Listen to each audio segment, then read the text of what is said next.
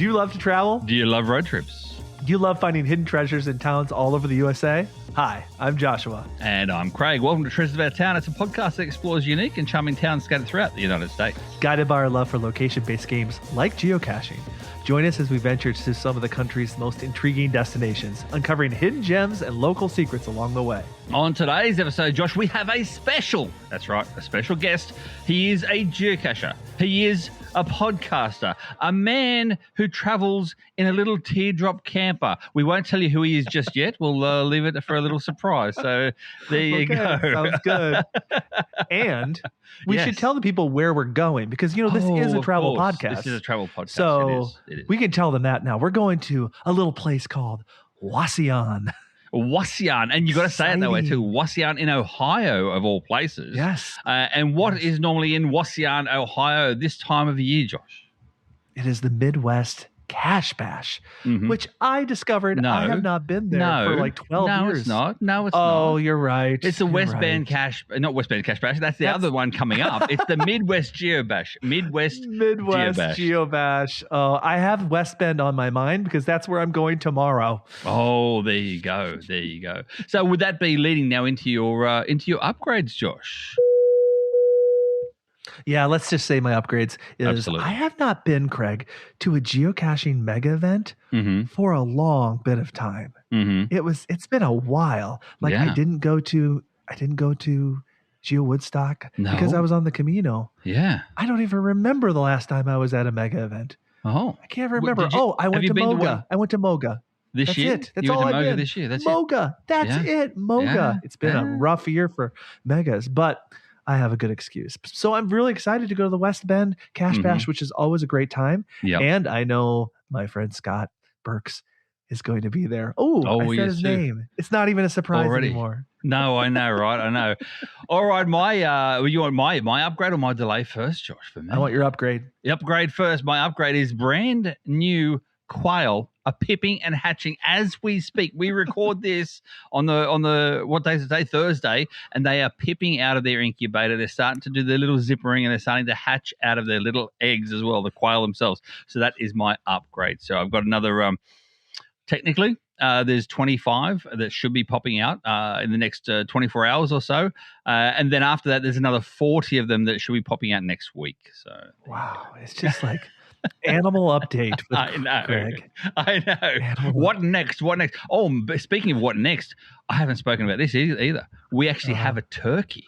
Yes, an actual little turkey. Really? Pullet like a chick. Turkey chick. Okay. Yes. Supposedly this turkey chick was supposed to be like, you know, just another normal farmyard animal, whatever as well. After obtaining this said chick and having a look and posting a few photos on social media and whatever as well, and having a farmer friend of ours, you know him quite well, Dan the Truck. He reached out to me and he said, "Oh, by the way, just to let you know, that's actually a meat bird. In other words, you have to process that chick for Thanksgiving this year. Otherwise, they don't last too much longer after that." So wait, does it get big enough? Is it going to be big enough in November? Big enough? We're talking 20 pounds come November. Really? It'll be 20 pounds in November. They grow that fast. They're meat birds. That's how quick they grow. Wow. Yeah. Okay. Yeah, okay.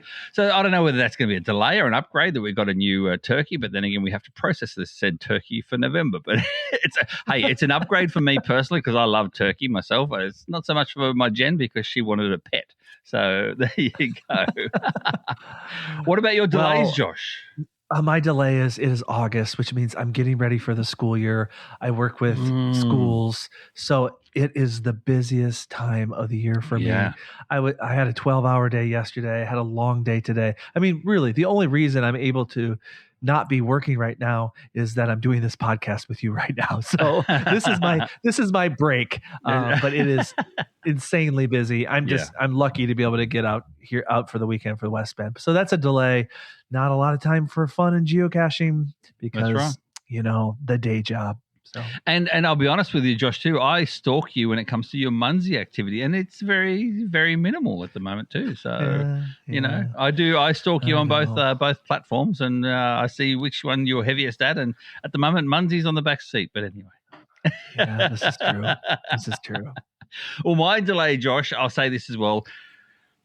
Products from the USA versus products in Australia. Now, I was actually doing some plumbing work for the quail coops themselves, and I was trying to do a watering system whereby we got a big bucket for the rainwater to come in, and the rainwater comes in off a roof, goes in the big rain bucket, and then it sort of filters out from there amongst all the coops. So it's one long line with all the little waterers all the way along, right? So that's what we call like a watering system.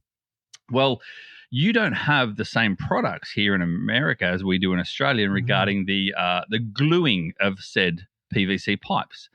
And so you have to use a primer and then you use cement or whatever.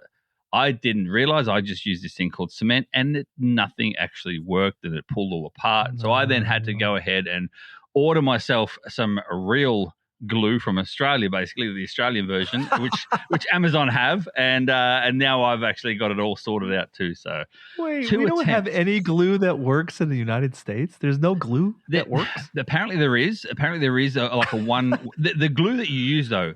And I believe this is because it's the United States, and the United States love to suck money from people as well.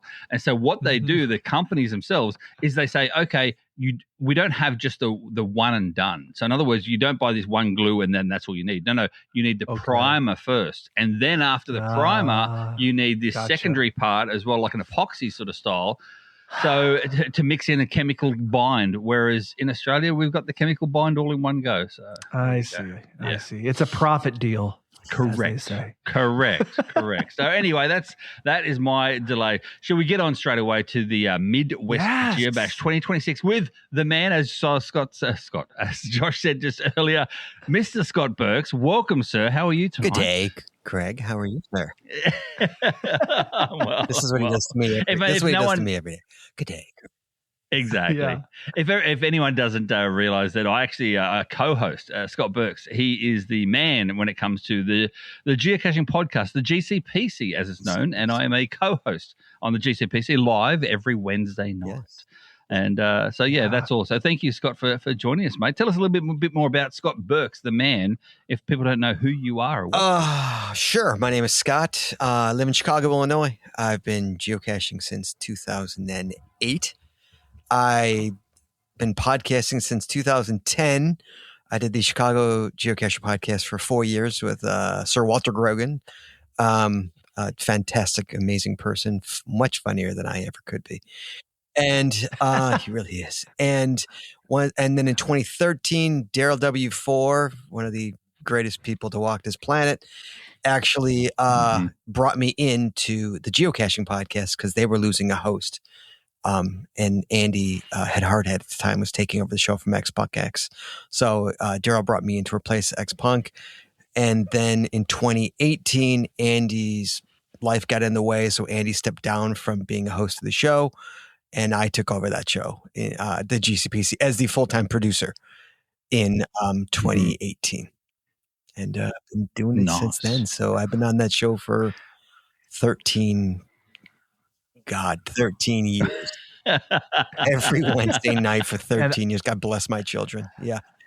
Not every Wednesday night, but about every 98% of Wednesday nights. And that's amazing, Scott. And I don't mean to stroke your ego, but this will probably stroke your ego a little bit. I would say this. I would say if there was a Mount Rushmore of geocaching podcasters, I would put Scott Burks. There are way better podcasts. God bless your heart, but I wouldn't be putting you on it. No. No, right now of active people, yes, you're up there. Active. But yeah, so I've been doing this. I'm old hat at this. Me and Craig have been doing it together for almost 2 years now. All right, almost 2 years. I think he came on the show in 2024. 4. Yeah. A fantastic addition to the show. I love it. I know, seriously, I'm gonna strike Craig's ego for a minute. I adore Craig. I know he gives me, for anyone who listens to the GCPC, Craig gives me a lot. And I get emails from people going, "Are you okay with that?" And I'm like, you know what? You don't know me and Craig's relationship. We've known each other a long time. Yeah. A long time. Yeah. We're friends off the show. I understand what he's doing, and he's also a very sincere and a very kind and caring person. Yes. Not just the jerk that he appears on the GCPC. It's the same, Scott. It's the same as if you go into what do you call it, Long Island. If people on Long Island themselves, if they're actually nice to you, it means they don't like you. But if they actually having digs at you, constantly digging at you as well, everything, that means they like you. And Jenny in the beginning, my Jen was like, he's not really nice. I'm like, no, he was a cop, and I get that. Cops are ruthless to each other, like firemen.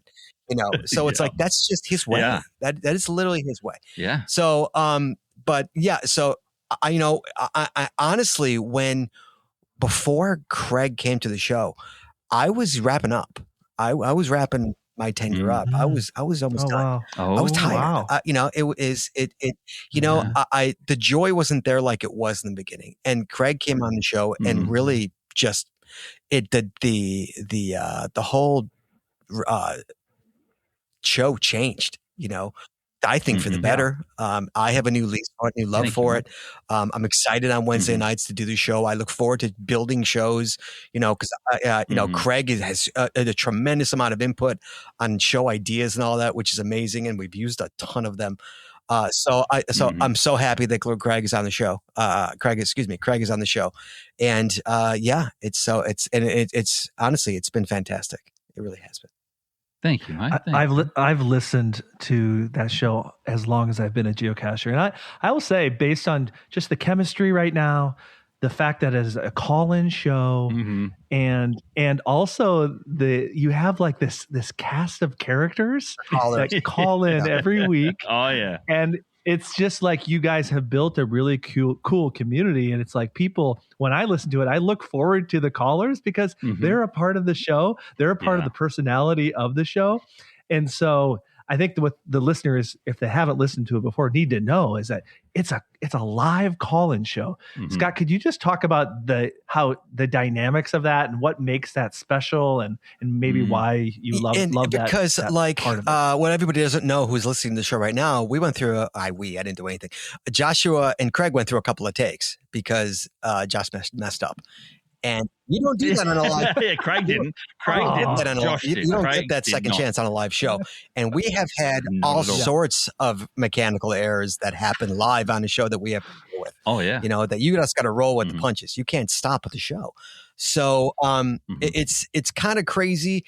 Very few people can appreciate what it takes to do a live show with I also have a soundboard. I also take calls. I also have to keep the show moving. It's a lot goes into that most people don't realize unless you've done it. Very few people have tried to take my job or have done my job and be like, it's way more difficult than I expected it to be. So that's why it's like, I can't read the chat room. I'll catch a glimpse occasionally. No, I can't. I don't have. I'm juggling way too many things to do that.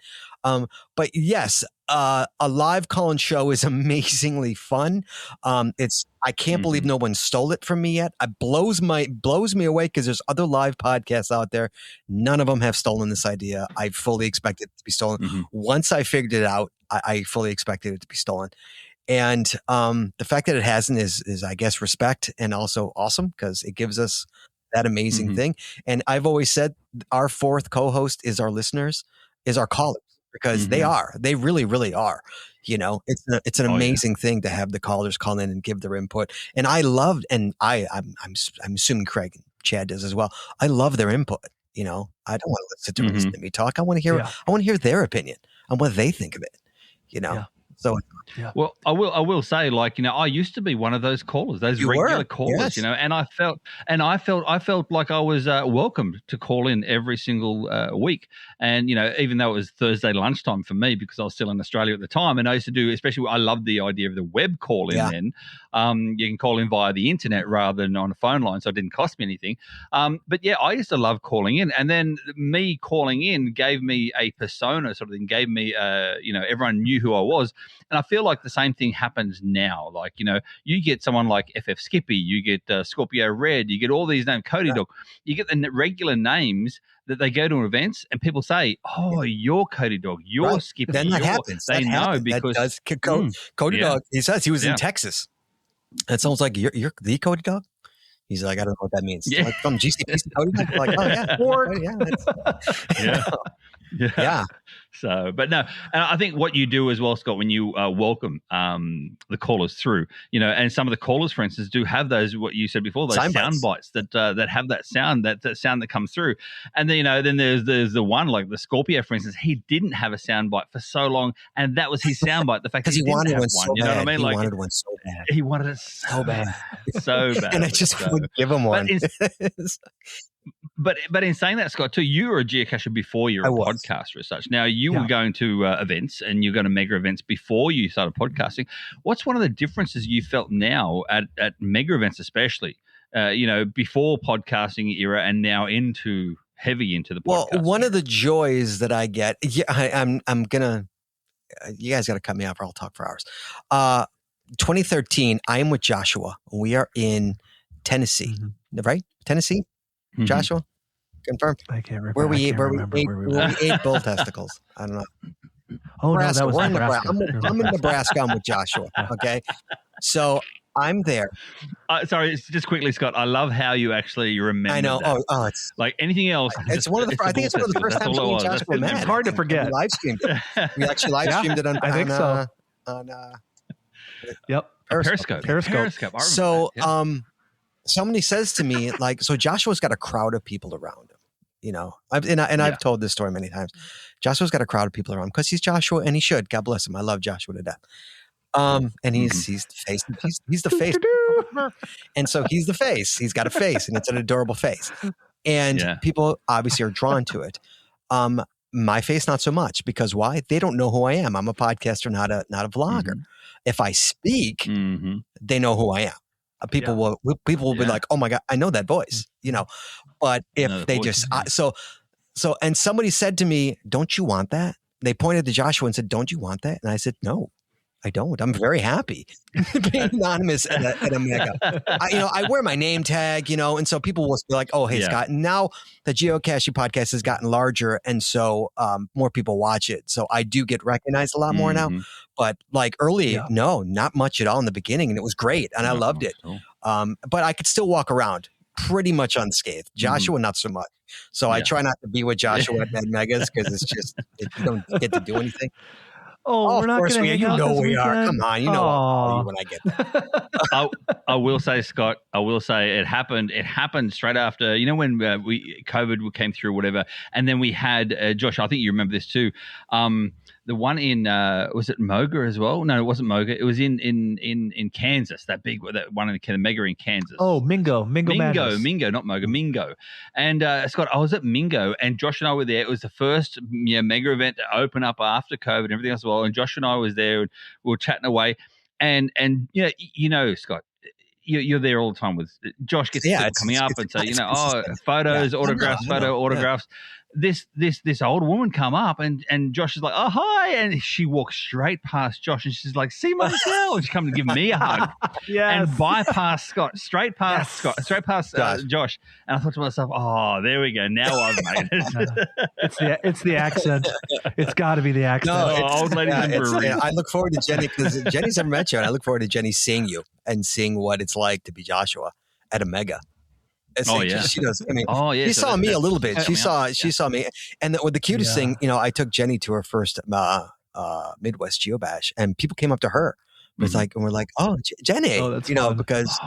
Jenny. Yeah, we're like Jenny. Yeah, it was really cute, because she's not on the show, but that's what I mean. You get even the side characters kind of start to get recognized, So nice. Well, speaking of Midwest Geobash, let's get into the actual deeper dive into your experiences at Midwest Geobash as well. Scott, for someone who's never actually been to Midwest Geobash, first and foremost, what can they expect to do when they get there? Oh my! And also, here's a two-pronged question. What makes it different to coming to Mega as well? Oh my goodness! Well, we've all been there. Let's start with that so we can all chime into this. We've all been there. Greg, you've been there. Yes. Joshua, I know you've been there. Yeah. Yes. And again, I'm currently in a relationship with someone who's a relatively new cacher, a couple years, and this was her first time at Midwest. So I just went through this shtick that we're about to go through, and I said to her, like, you've been to other megas, you've never been to Midwest. This is very different than any mega you've ever been to. It's different. And she's like, what do you mean it's different? I go, it's just different. It's more, it's like, I say it's like geocaching summer camp. It feels like that. It feels like overnight camp, geocaching overnight camp. For adults. Yeah. Well, there's kids there too. But there's adult aspects. We'll get there. Yes, there are. And she's like, I don't get it. I'm like, you just have to experience Midwest. It's one of those things. If you've never been there as a geocacher, you have to go to Midwest. Even if you're not a geocacher, you can still go to Midwest Geobash and have an amazing time. There's people that camp there and have an amazing time. But it's a social mega is the best way I can explain it. Other megas you go when you geocache. This one, you can geocache, but that's not the biggest part of it. The biggest part of it is the social aspect, the meeting people, the saying hello, the trading path tags or flash tags.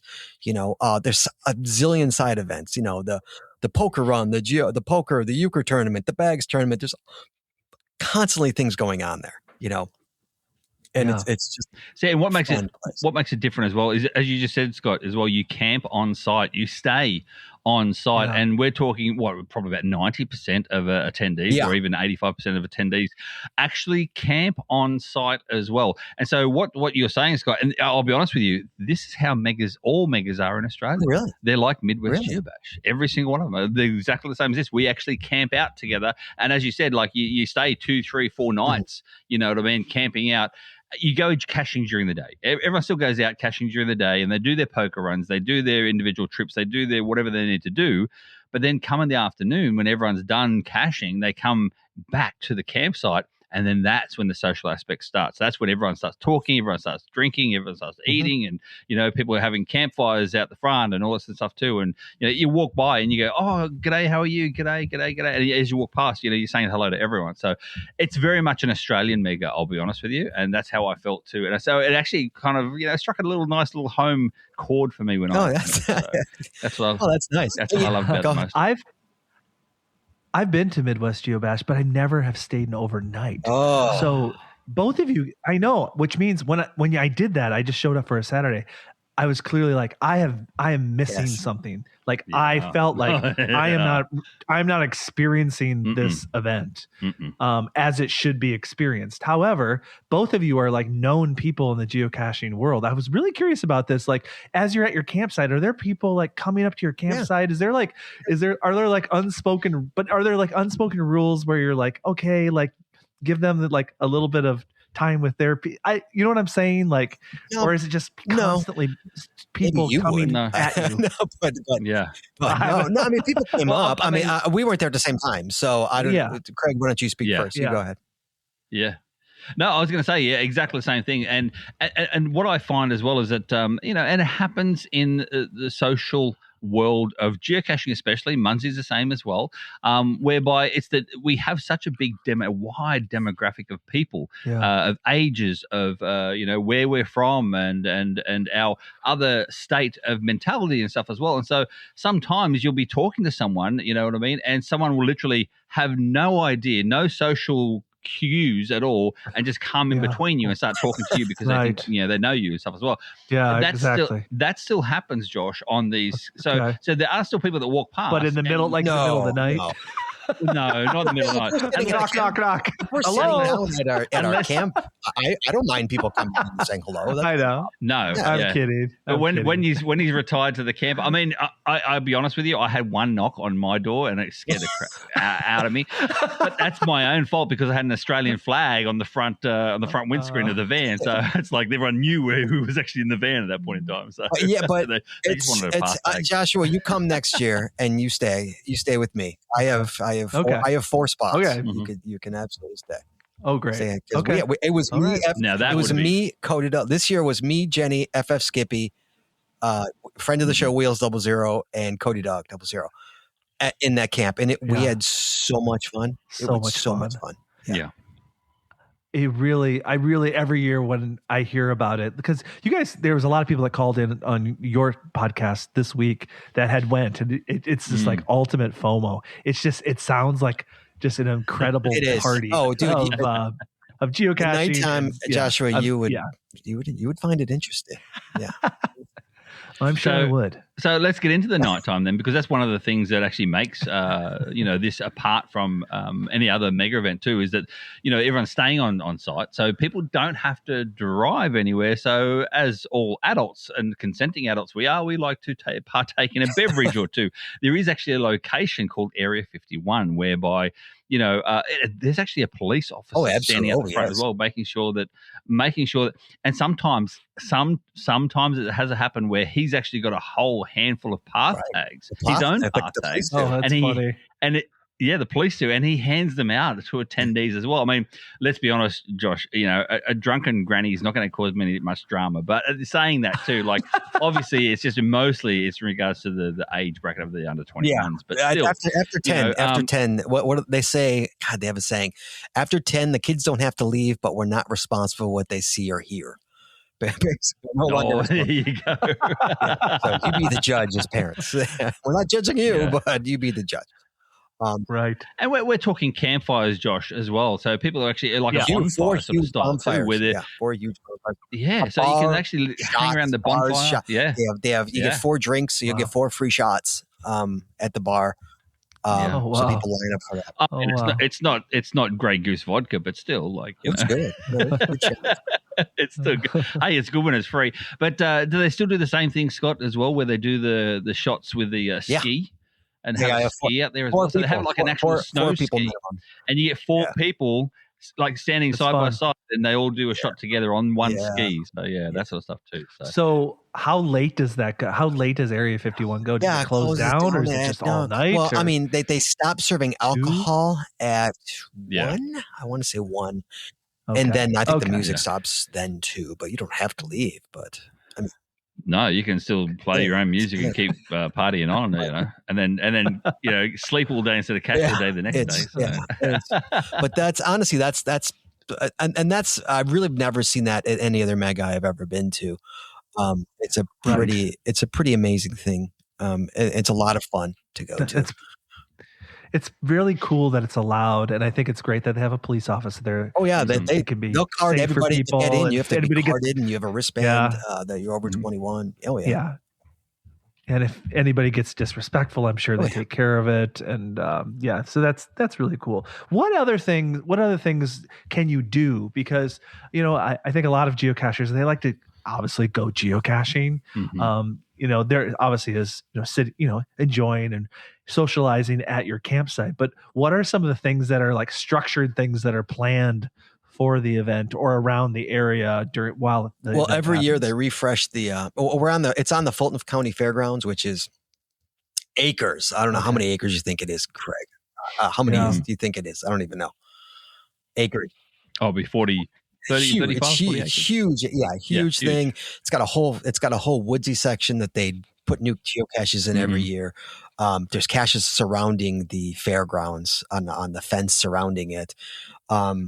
If you go to it, I bring a scooter, bring a bike. I always say bring an electric scooter, bring a bike, something, because it's large enough where you don't want to walk around getting the caches in there. You get a lot of steps. Yeah. So we had scooters to get around, to go to the bathroom, to get to showers, or something like that. We had scooters. But it's also they have their poker run. Let me think of things. They had a euchre tournament, a poker tournament, an actual poker, a 3 geocoin entry poker tournament. They have a bags tournament. They have the poker run, where you actually go and try and make, I got to go to places surrounding Wauseon and get pick up a sticker, and then you mix a hand. I don't know if you get that before. Mm-hmm. Oh yeah. A poker hand. The best hand wins. Yeah. What else did they do? Craig, help me. I know those, because those are the stuff like we partaked in. They also do things, just the general stuff that a lot of others do as well, like the pathag. Pathag swap. You know what I mean? I mean, this is the home of pathtags, right? Because the guys that own pathtags they're highly involved. This is, if you love pathtags or flashtags, like this. And can I tell you how many were being, because of the flashtags, because of how accessible they are? They were everywhere. Wow, everywhere. I mean, look at my board. Wow, loaded. So more than ever. And shareables too. Shareables were going like crazy. like everybody was sharing shareables. Oh. Can we talk about that a little bit? Tell me your experiences. So this was Scott, the first experience you had having your own personal shareables and being able to share them in person. Question: was it overwhelming? Were the people lined up to get your shareable? The people were very respectful with it. And I'd say to them, like, do you have a shareable? They're like, oh my God, yeah, you're right. Like, it's not in everybody's mind yet. You know, it's not like it's not there yet. Like where it's like immediate like shareable. Okay. Path tags, yes. Flash tags, yes. But shareables, like I was saying to people, do you have a shareable? They're like, oh my God, yeah, that's right. Oh my God. Yeah. So like, but I mean, I probably got 60 shareables while I was there. Oh wow! Wow. Amazing! Wow. Yeah, that's really cool. And they just released, so it's going to be there's going to be a shareable explosion. It really is. There's going to be FOMO. There's going to be FOMO around it. Like, I mean, everybody, people were ordering it there, like ordering. Oh yeah, there. Really, they're ordering it there. Yeah. And the best part was what was really cool about it. Hold on, Craig. I'll give you the mic back in a second. What was really cool was that I was talking to a bunch of lackeys and giving them input, and they wanted the input, like how to make it better, or V2. What can we do for V2? Yeah. You know, like, oh, you need to do this, or this wasn't working well, or this is difficult. And so they want your input, which was awesome and amazing. And they're like, oh, I will absolutely tell them that's a great idea, kind of stuff. You know, like, so it's going to be interesting to see what it turns into in 2 years from now. You know, where it's going to be. And we all know, Scott, as well, what geocaching people alike, and how, like, for instance, a perfect example is Adventure Labs. Adventure Labs were never supposed to be an artwork piece in a rest stop as you cross a border. They weren't supposed to be that way, but that's what they've turned into. Same thing here with these shareables. But I will say my experience, because I've got my own shareables as well. My experience with shareables, I went to an event last weekend as well down here. And I said before anyone left, I said, oh, by the way, has anyone got any shareables? And most of them, what's that? Really? So if you're listening right now and you're thinking to yourself, what are they talking about? Shareables. What are shareables? What are shareables? I will say this. Pause this with one here, or write it down and go and listen. We had Brian Roth on the GCPC recently, only a couple of weeks ago. Yeah, 2 weeks ago. And so go and listen to that episode, and Brian explains it a lot better. But I will say this, you know, they can't. There's good and bad with the shareables. You know, some people, and they'll always complain, oh, I'm not spending money, and they sound like this too. I'm not spending money on shareables. I don't do that sort of stuff, and that's fine. I had one person. I said to him, like, you know, look, it's free for you to have my shareable. Just. Right. I said to him, just open the official geocaching app. One woman said, I don't have the official app. I don't need it because I use a GPS. Really? I was like, well, there's no shareable for you. Then. Like, you know, so. Clearly, you don't care about shareables if you don't have the phone. So she only still uses a GPS. I don't do any of that sort of stuff on my phone. Craig was like, what's a GPS? Exactly. I've never used a GPS, so well done for you. That's my yin, my yang. Craig's the phone age. You get him in the phone age. Since we went down this rabbit hole, let's just say what shareables are, just real briefly. It is digital artwork that you own that is attached to your geocaching profile that you can trade in person. You can put them in your caches virtually for people that find them, and you can award them to caches you find. So they're digital kind of badges that you can give to other people or share. I do like. I know. It's like he's been worded up by HQ or something. I did say HQ. HQ.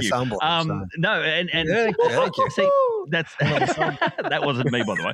Just and the thing is, though, as well, and what I was saying before about geocaching people, how we sort of can manipulate these things.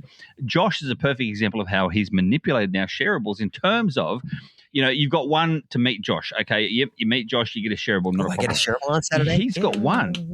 He's got one for his patrons. If you're a patron of Josh, you can then, and you meet him in person, you get a separate shareable again. See, so it's one of those things whereby Josh has now sort of turned it into, like, you know, hey, they're my shareables. I can give them out whoever I want, wherever I want, and you know, it's more valuable, if you like, to someone like Josh, even myself, you know, that sort of thing too. If you got patrons, Scott, I'm telling you now, if you got a spare shareable out there, do one for the patrons only. I gave him away at Midwest. I sold that from Joshua weeks ago. I sold that. There you go. Whoa. Anyway, if you're going to meet, funny because if you're going to meet Joshua or Scott Burks at any event itself coming up, and you're not one of their patrons, go to their Patreon and just tell me you are, because I don't know how many patrons I have. So you could be like, yeah, I'm a patron. This is true. Yeah, Josh, you could lie. Sure. You can lie to Scott. I don't. He doesn't know. Funny thing is, though, Josh has more patrons than Scott, and yet Josh knows them all, but Scott doesn't. Yeah. You know all your patrons? I don't know about that. I don't know. I try. I try. But I will say I am personally a patron of both of you gentlemen as well, and proudly I am Joshua's number one patron in terms of 001. I signed up. I was the first one to sign up when he announced patron. It's true. I am. So that there alone makes me not stop supporting him. just to be number one. Should I make a shareable for the number one position? And only I get it then. So there you go. If you drop out, then Minnesota boy is going to get the next spot. There you go. Oh, I'm not dropping off if Tim's next in line. I'm definitely not dropping out if that's the case. We are down a horrible rabbit hole right now. We're supposed to be talking about the Geobash. Tell me a little bit about Wauseon. What is the Wauseon, Fulton County? I know it's rural. It's a small town, but give us a little of flavor. I'm sure you've eaten maybe at some of its restaurants, or you've probably visited some of its businesses because of the poker runs. Yes. Or what do you know? What do you know, Scott? Tell us a little bit about that area and why it's so suited for the Geobash. I know Ian, who runs Midwest Geobash, and I've known him for years. He's been on the show every year, and he says, with the poker run, for example, like when he first started the poker run, he had to beg them to be a part of it. Like people now, what the heck? Beg them. Within 2 years, they were begging him. He had to start having a lottery to choose places, because everybody wanted in, because geocachers, as we know, we go somewhere where we go into something, we're going to buy something, and I did. We did the Jen, I, and Cody Dog did the poker run, and I think I bought something at every single place we went to. That's something large, but a donut shop, we bought a donut. You patron everybody. So that's what's really cool, is you see all these different businesses they have, and it changes every year. I was really hoping for the candy store this year. It wasn't on it. I was deeply disappointed. I was hoping for the candy store, because that's such a great store in Wauseon. So it's cool stuff like that. We went to a farmer's market, and they had the best peaches I think I've ever had in my life. Oh, I went. Did you go to that one? So good. So good. See, and that's one thing too, Scott, that as you said, now that they're actually hounding him to be part of it, is because when I went there, the lady herself, I said, how's the business going? Because there was people lined up out the door at this farmer's market, and they're buying peaches, and they're buying nuts, and they're buying all the goods that they actually do supply. And I said, how's business been going like this as well? And she said, if it wasn't for today, as in one day out of the year, we wouldn't be in business anymore. We do more business in one day than we do the whole 364 days that otherwise. So in one day, they do more than what they do for the rest of the year. So I'll say this: well done to geocaching people out there too. We are all, you are all very supportive. Oh, people, absolutely. So. And the same is I don't want to go down another rabbit hole, but the same is for West Bend. Which Josh and I are going Saturday. West Bend, this small little Wisconsin town that gets more money pumped into that town in one weekend. Unbelievable that they love us. They love us there. Yeah. Every sign in Wauseon and West Bend, welcome geocachers. Welcome geo. They love us. Yeah. It's a great. Wauseon's a great town. I'm starting to know. It's kind of like West Bend. I've been to West Bend so many years. I think this is my 18th year or 17th year. I know West Bend like the back of my hand. I don't even need my GPS on anymore when I'm driving around. I know the town like my hometown. Wauseon's starting to get like that too. I'm starting to know my way around Wauseon really well. I've camped in the Walmart parking lot there. I've been there so many times. But no, it's a great little town. It really, really is. It's a fun place. It really is. It's a great place. And Fulton County Fairgrounds is amazing. It really is an amazing, huge fairgrounds, and they're so open to us. It's great. one thing I loved too with the Fulton County, the fairgrounds itself, Josh, and you've been there. They've got that big undercover area, like the all closed in area, and that's great for when the I'll be honest, I don't think it happened this year, Scott, but when I was here, the rains come down every year so far. Almost the rains come down every single year, and I was in a van, so it didn't really matter for me, but I saw people packing up their tents and placing their tents in the big skip bins before they left on the Sunday morning and stuff like that too. So I was watching that happen. But we're talking about the vendors themselves. It gives an area for all the vendors to sit in and around as well. So how many sort of vendors are there? What were they selling? That sort of thing too. So if you're thinking about going even just for the day, you go and actually vend at the vendors. Oh yeah, the vendors. The silent auction happens there. The vendors happen there. Yeah. Silent auction in Midwest is huge. It's a huge silent auction. Yeah. The vendors are there. The swag and the trackable trading. Yeah, and then of course at the end, every mega's got the end speeches and all that contest winners. The goodbye speeches. Yeah, and the giveaway, all the prizes and all that. So, Yes. I will say again, just a little rabbit hole. I know I'm going to dig it, but that's okay. You're talking about the silent auctions as well. So there is Midwest Geobash. There is one item that they have, Josh. It is the golden geocoin. It is one of one coins. One of one. Okay. So it's very similar to the event geocoin, but it's a gold in color and it's one of one. That's all it is, right? And it's part of the silent auction. Well, when I was there, we all know our good friend Big Guy. He's the tallest guy you'll ever see, Matt. He was at the area and looking after everything. He's volunteered. He said I looked and went, oh wow, like you've bidded on this for $500. He looked at me and goes, I'll never be outbidded on that. I went, oh. Point taken. So I put $1,000. So I put $1,000 on it in front of me. I put $1,000. You gave me so much crap for my $80 Han and Carbonite coin, and you're like $1,000. Yeah.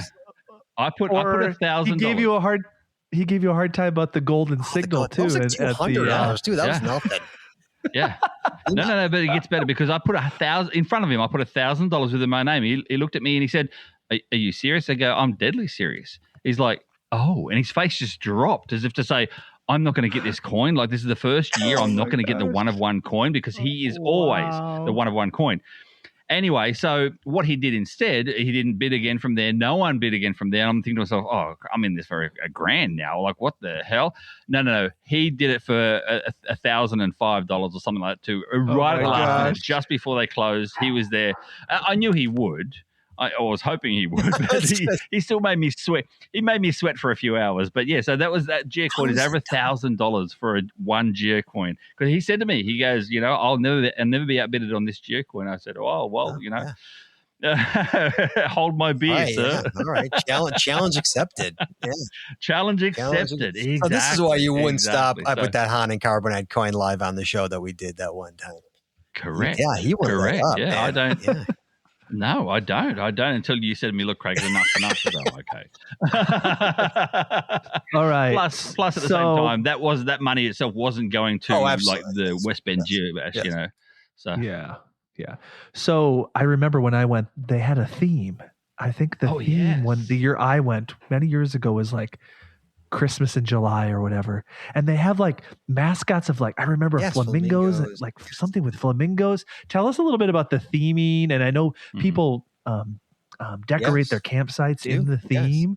So maybe what was the theme this year? And do you remember some other memorable this year's themes? Theme was rock and roll. So a lot of the a lot of what people do there now, I think it's become the norm now with flashtag is they have a Midwest flashtag, and I created a Midwest flashtag too. I created one that you only give away at Midwest Geobash, because you can get flashtags, you can get like 80, or like 40 for like nothing, right? So So a lot of people's flashtags were rock and roll themed, with them as a concert thing or all different things. So, but in the past, remember they had a Back to the Future one years ago in like 2017. They did time travel. See, and one thing about those flash tags too, Scott, as well, if you turn them over, the way pathtags.com work, is that if you actually put Midwest Geobash have a backing, whereby if you put their backing on your flash tag as well, then they get some kickback from pathtags.com as well, so they can actually you get that kickback to create more flash tags and more path tags and stuff as well to give away too. So that's really cool. So if you're going to go to an event, Scott, my advice is absolutely respect the event, and actually have you getting an event path tag or flash tag, put the event label on the back as well. So absolutely. Yeah. I mean, I fully intend, I didn't make flash tags for West Bend because it's not that kind of a mega, but I am going to make flash tags for Fall Fest in Canada. Oh, in Ontario. Cool. Fall Canada. Fest, guys, in Canada, you both have never been there. I highly encourage you to go. It is like a mini Midwest. As Pasha Amanda, who works for Midwest, she does this in Canada, and she basically stole the idea and brought it to Canada, and now it's Canada's #1 mega. It's Fall Fest. The only difference is with Fall Fest is that as opposed to Midwest is that you run into people, they say sorry all the time. Whereas you just get a bunch of stories. They don't say sorry. You get a bunch of stories. Yeah, sorry. And they always say everyone goes out and about for the caching during the day. Yeah. I'm sorry. Josh, let's get into we're wrapping up a little bit here, but Scott, let's get into what we call a lightning round. Have you heard about a lightning round? Okay. Yeah. So we want Scott. We're going to say one question for you. We want lightning fast answers and the quickest one you can think of. Number one for you, sir, is your favorite of cache. all time. No, we're talking at the event. Yeah, we're talking Midwest. Midwest Geobash. Your favorite cache in Midwest. The event itself. This year. Okay. So the favorite part of it, like favorite aspect, like Area 51, was it the vendors? Was it silent auction? What was the favorite Can't part? say all of it. Your favorite. I said my favorite cache. I said the mega event is my favorite cache. Yeah, but I know, but now I'm asking a new question. Yeah, new question. This lightning round. Sorry. Okay, favorite event was the favorite part. Perfect. Poker run. There you go. Biggest surprise. The biggest surprise. Oh wow. Doing shots at Area 51. I usually don't do that. Oh. Best purchase. Could be food, could be best purchase. Best purchase. What did I buy? A T-shirt, a Midwest Geobash T-shirt. Oh, you did buy a T-shirt. Not for you, but not for Jenny. You bought it for you, though, not for Jenny. Oh, there you go. Funniest moments, Scott. Funniest. Oh my goodness, there's so many. I know, but the funniest, the one that really popped you hard. Oh my goodness. Okay.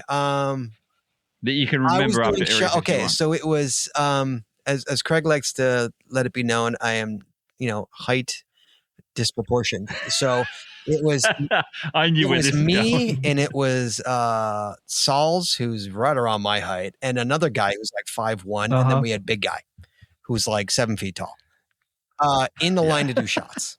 Okay. So we walk up there, and I for the record, I have all this on video for our patrons. It'll be live on Saturday. You can see it. Nice. And the bartender's like, Matt, you want to get on your knees? He's like, I don't get on my knees for anybody, right? No, he doesn't. He doesn't. And so she brings it up, and I have Matt right next to me, and I have nobody here, and I have Matt right here, and Matt picks it up first. And he brings it up and doesn't even give me a chance. And he just dumps it all over me. Just dump the shot all over me. I'm imagining him in the middle and you and Saul's on the end, and he lifts up both of you guys. I couldn't. He's just like, it was up here. It was way up here.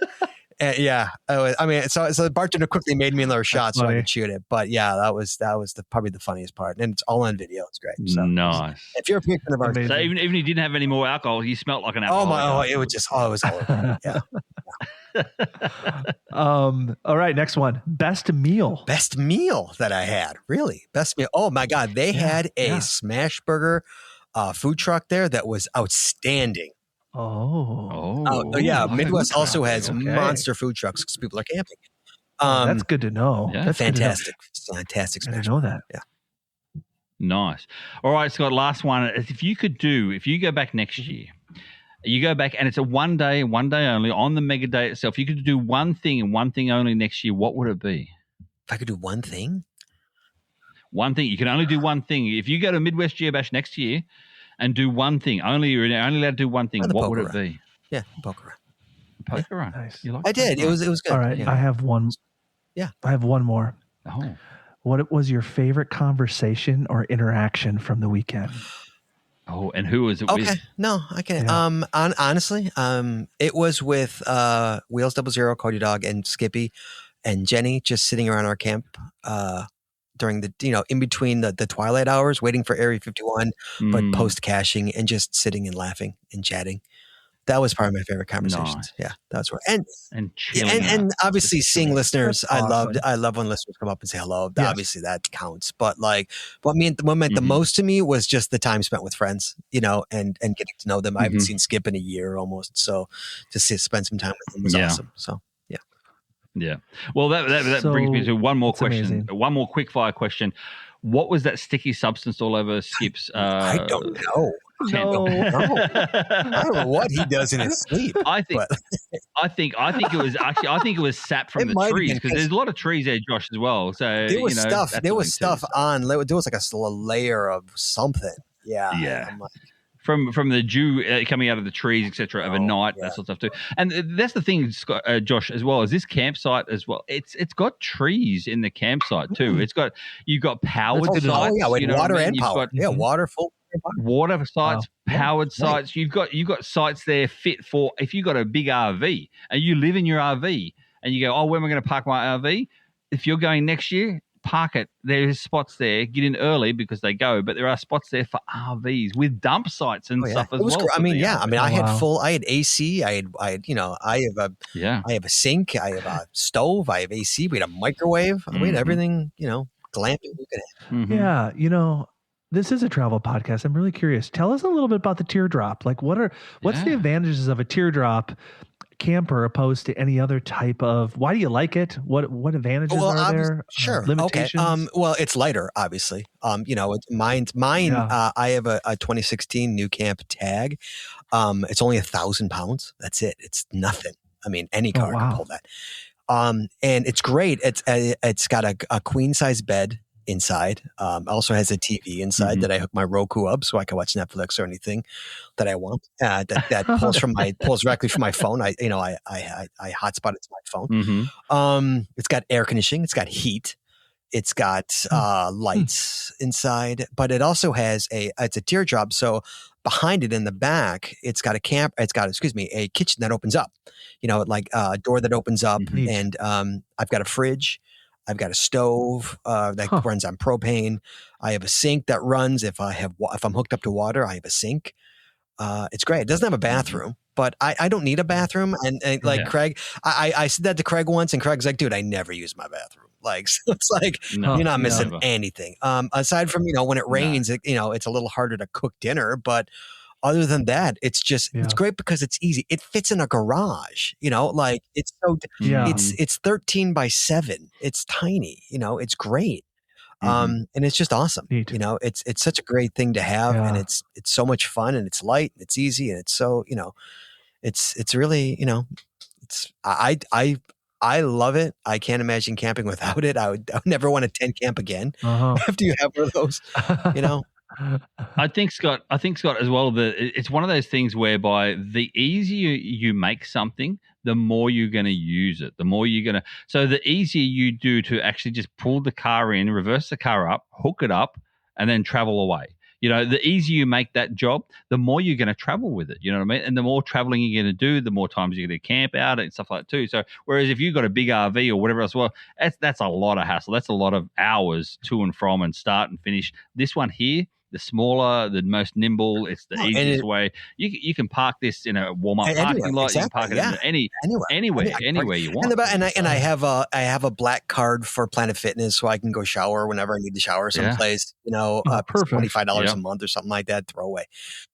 Like that's I have that, so we could. So like for example, like when Jenny and I right now this time last year, Jenny and I were in Pittsburgh at Shane's at the Maccabi games, the baseball, and we stayed a whole week in the camper, and it was glorious. It was the hotels were $200 a night. I paid less than $200 for my full week staying in my camper, and it was great. And, we'd shower at the Planet Fitness before we go to dinner, or something, but it was great. That's awesome. Yeah. So anybody, awesome. a new camp tag, NUCAMP tag, great. They are amazing. Okay. Yeah. Okay. There you go. Send me the link, Scott, and I'll put it in our show notes. So. Perfect. Absolutely. So we're wrapping up here. If somebody's listening to this and thinking, gosh, I think next year I'm going to Midwest Geobash. Oh, yeah. Do you have some advice for them? What do they need to know going in? Do they need to reserve their campsite early? What's the couple pieces of advice you have if they're thinking about it right now? It's always a year away, but you almost can't get further away. Yeah. Comes along fast. Yeah, true. I would say go log a will attend. I think it's already up. Because if you log a will attend, you will get the information that you need will get sent to you. Okay. Yeah. It's when it comes to in terms of also go on the website and create an account, because then you will also get information sent to you, and that is how you get a campsite. It all goes to their website. Getting a campsite or just signing up for things like the poker run and stuff like that. That's all extra. That's all done on the website, because it's not part of the geocaching mega event page, like on geocaching.com. Yeah. But yeah, you go in there, knowing that, you'll get plenty of caching done. I mean, you'll get more, but you'll vomit adventure labs. They're everywhere. I think I got 900, over the weekend. Yeah. Yeah. Wow. Yeah. So they're everywhere. They're literally everywhere. Everywhere I went, I was just doing adventure labs, everywhere, whenever I walked around the fairgrounds.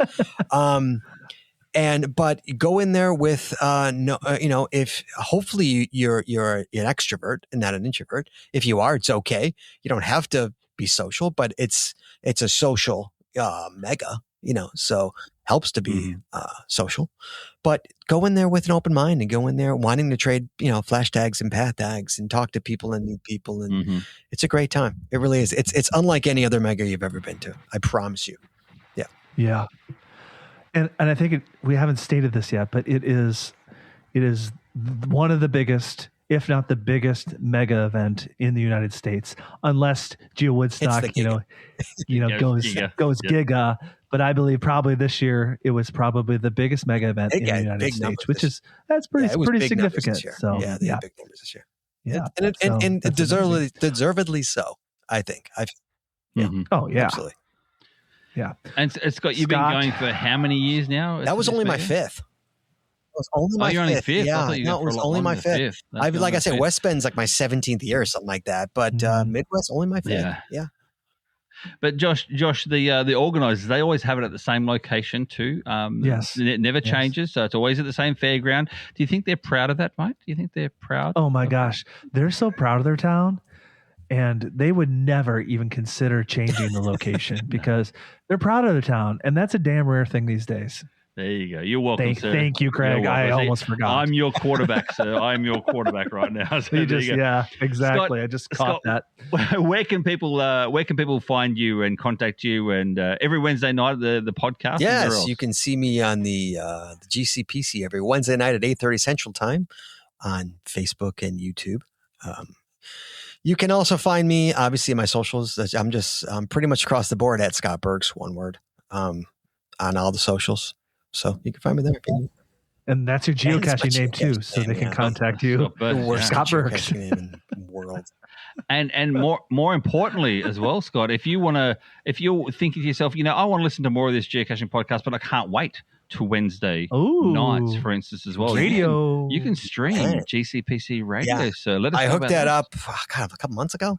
I found this thing. Yeah. I found this online radio station. I'm like, oh, there's something there. And so it's like $20 a month. It's like nothing. I'm like, oh, I need to do this. And so I spent, a couple of weeks sitting whenever I was in front of the TV, and I would just add shows, old GCPC shows to the radio, and I'm done. And so there's over 900 shows streaming randomly, 24 hours a day, 7 days a week, gcpcradio.com. So you could You could jump onto one of these radios itself and listen to it, and all of a sudden you get one of the earlier ones where they're not even talking about mobile phones; they're talking about GPS yeah, we've got units. shows from the 100s in there. I mean, the difference between Motorola and Garmin. Right? There's some people that would really love that still. Right now is streaming episode 506, Geocaching Multicaches from 2017. That's what's streaming right now. 2017. So I'm on the show. I'm on that one. But before that was episode 510. Before that was episode 124. Before that was episode 144. So it's just pulls a random episode and bink, throws it live. 24 hours a day, 7 days a week, gcpcradio.com. Yep. Nice. Well, thank you so much, Scott, for joining us on this particular podcast, the Treasures of Our Town podcast. Now, Josh, if you don't know, Scott is actually a patron of the Treasures of Our Town podcast as well. If anyone else wants to be like Scott and support be like Scott, how can they be like Scott? Knuckle up to the bar. We can say them. Ready? All three of us. 1, 2, 3. Knuckle up to the bar. Knuckle up to the bar. Knuckle up to the bar. See, we can say it on the other side. Josh, I heard you doing that a couple weeks ago. I said the correct counter. Hey, you borrow from me, I borrow from you. Hey, you took my shareable idea, so maybe we're even. But the thing is, though, Scott, as well, he can't steal it if he says, "Oh, knuckle up to the bar." Oh, I sound like Scott. That's true. He did say that. So that's he's giving you the kudos. He did. I gave credit. There you go. But otherwise, Josh, if people want to become patrons of the Treasures of Our Town podcast, how do they do it? Yes, you can find us at patreon.com/Treasures of Our Town. You can join us there, and we have golden nuggets. Yes. And Scott Burks won. He did the golden nugget. We didn't even say this. No, we didn't. This was a part of his reward of winning March Madness.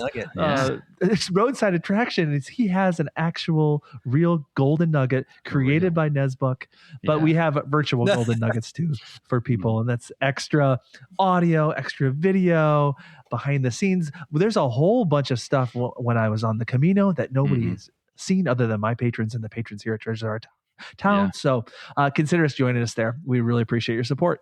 One thing I'll say as well, this is to Scott and to Josh, I want to see something on our patrons, a golden nugget from the two of you when you meet up at West Bend, just saying. Even if it's a couple of minutes, just meet up and say g'day to each other, and I want to see that on our patrons as well, so keep an eye out for that. Otherwise, Josh, how can everyone else follow us or contact us as well? They can find us by reaching out to us at treasuresofourtownpodcast@gmail.com, or you can follow us on Facebook, Instagram, YouTube, or our Buzzsprout site. Just simply search Treasures of Our Town Podcast and we'll show up.